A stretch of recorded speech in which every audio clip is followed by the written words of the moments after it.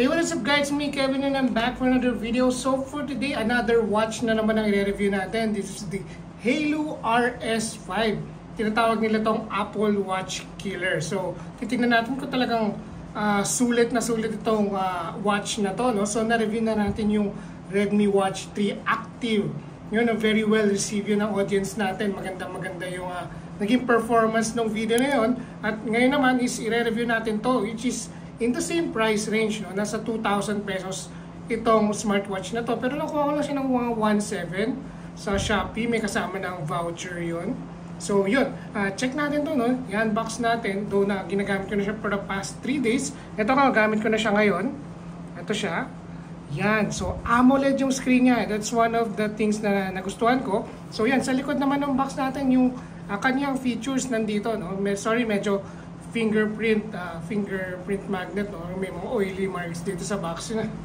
So yun, 2 inches yung AMOLED screen niya, no? So very in terms of relativity nung relative sa ibang mga watch, mas malaki to compared sa iba. So 150 na workout mode. So if mahilig kayo sa sports or very active ang inyong lifestyle, very fit itong watch sa inyo. So pwede na siya sumagot ng Bluetooth calls, no?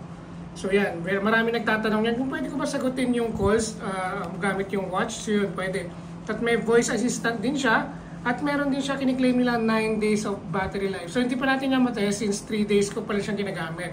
So may health monitoring din siya. Very important sa akin to check my heart rate every now and then. Lalo-lalo na sa age ko na nasa 35. I'm constantly watching my heart rate, getting healthier, eating healthy. Lalo na sa mga conscious sa weight nila or sa heart rate nila, pwede yan. Sleep monitoring, important din sa akin. Be able to get enough sleep every time. Yan, very important sa akin yan. So if ever important sa inyo yan, this is the right watch for you. So yan, buksan na natin. So yan, unbox na natin tong watch. So sabi ko nga, gamit ko na siya ngayon. No? So makikita nyo dito is nabuksan na siya. So check natin yung laman. So yan nandito yung watch niya, no? Kung makikita nyo, may cutout dyan. So yan, it comes with another box. So yan, may strap siya. Ito yung stock na strap niya, no? Yung rubber. So hindi ko masyado gusto yung style niya, pero meron siya extra strap na ganito. Na ganyan, na easy access. Na ganyan, na velcro strap. So yan, medyo edgy yung style niya. Pero kung gusto niyo mas professional or more clean yung look, dito kayo. Meron din siyang black na color. So ito yung parang creamy white or parang pearl white color ng ano nila. At nandito rin yung manual. Yan, meron siyang manual at nakadikit yan dito. Yan, tatanggalin niya yan. So yan yung manual niya. So meron din siyang charger.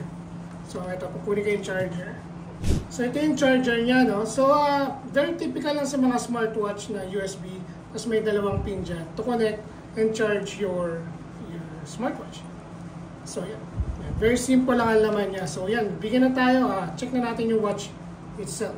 So ito yung watch natin, no? So meron siyang dial dito. Yan. So you can, if you click it, mag-open yung screen. 2 inches yung screen natin. So malaki siya. And AMOLED, very vibrant yung color. I really like yung pagka-vibrant ng color niya. So if you click on it, lalabas yung details. You can change yung face. You can download your face, watch faces. So pwede nyo rin i-connect sa app nyo and pair it with your phone. Naka-pair siya sa iPhone ko ngayon. So ito yung ginagamit ko ngayon. So pag in-slide nyo, lalabas yung ibang settings. May flashlight, merong ito nga yung weather, yung time, date. Yan. So dito naman is yung yan, yung steps nyo, daily activities, calories. Yan. So yan, sa pag-scroll sa baba, nandyan yung distance. Sa mga active dyan na lifestyle, ito yung kailangan nyo. So yan, pwede nyo matrack yung weekly data nyo, yung sleep tracker, yung heart rate, nandyan lahat yan. Oxygen, you can also track. Just kung yung stress ata, pwede. Stress, yan, yung stress, yung weather, napakarami. So, ayan. Tapos sa baba naman, ano ba ba? So yan, ito, pwede rin itong ganito. May option kayo na pwedeng ganito yung itsura ng settings nyo. Yan, na bubble effect. So yan, pwede nyo palitan na list. So yan, very good. Yung ano naman yung touch sensitivity niya, no? Maganda. Hindi siya masyadong yung katulad ng mga mumurahing smartwatch na naglalag. Ito very smooth naman to. May raise to wake siya, which is hindi ko ginagamit kasi nga para makasave din ng battery. Yan. So yung vibration naman niya, no, medyo hindi ako nagandahan sa vibration strength niya. Medyo weak siya compared sa ibang smartwatch na try ko. So, yun, kahit naka-strong ako, hindi ko siya, yung parang hindi tight yung ano niya,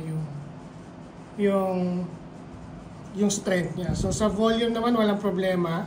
Malakas din naman siya, pero may mas ilalakas pa. Yung speaker niya nandito sa ilalim. I think this is the speaker grill. Yan. So very very useful naman, lalo na pag nawawala yung watch nyo, meron siyang yung alert sa phone nyo na pwede nyo i-activate. So yan, it can scan ano pa bang meron dito? It can play music. Yan. And if you connect here, play and stop na music. Meron din siyang function na ganyan. Meron din siyang voice assistant niya, sabi ko. Ayan. Yan, pwede niya yan. Magandang feature yan, lalo sa mga mahilig gumamit ng voice assistant. Pwede nyo rin yung pair sa phone nyo, as I said earlier.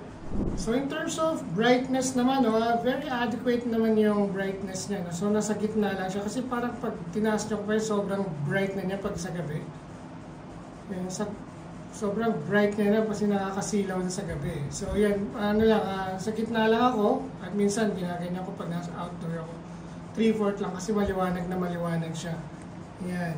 So yan, yung vibration, raise to wake, do not disturb yan kung talagang ayaw nyo tutulog kayo or ayaw nyo pastorbo. And meron siyang function na ganyan. Ang daming features actually. Napakaraming You can use it as a remote camera sa phone nyo pag naka-pair kayo. Pwede rin siya sa Android, no? Tsaka sa Apple na Halo na app. Yan. Maganda rin yung app niya, very user-friendly. So yan. Tsaka manipis lang din siya, tsaka magaan. Yan. Maganda yung quality niya kasi parang metal yung railings niya rito. Maganda yung build quality niya. Unang hawak ko pa lang, parang na-impress na ako. Sa presyo nito, parang mamahalin. Parang kamukha niya rin yung CF watch na bago. Parang ganyan yung shape niya eh. I really like the design. Touchscreen, kung may notification, pwede nyo tingnan. Ito yung face na download. Napakaraming features. I'm really impressed by this watch. Matagal ko na ginagamit. Ay, hindi naman, mga 3 days ko pa lang. Pero very satisfied ako, no? Marami na ako nagamit na watch from Huawei Band 7 hanggang Redmi na watches. Ngayon naman tinry ko tong Halo na watch. I'm really impressed by its performance, by its accuracy, lalo na pag nagja-jog ako, kinakount ko yung steps ko, talagang accurate siya.